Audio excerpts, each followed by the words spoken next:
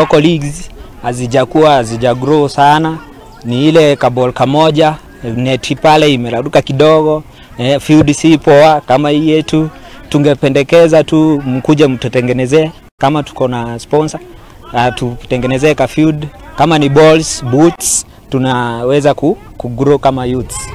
Kabla tuingie kwa hizi leagues, unapata watu wengi wako huko kwa mitaa wanajidunga madawa na kuimba. Hapo ndio unapata geta ziko mingi, na hiyo inaleta sasa, ukipata youth moja amerudi tizi, anajireform na anakuwa strong, na anaweza kujimundu hadi kibiashara, anaweza kufunguka akili, na anaweza kujoin na wale wengine upendo, anaweza kujenga nchi yake. Na pia akipata kitu kwa hii ligi, anapata kaboot, anapata promotion, unapata hiyo talent inakuwa hivyo.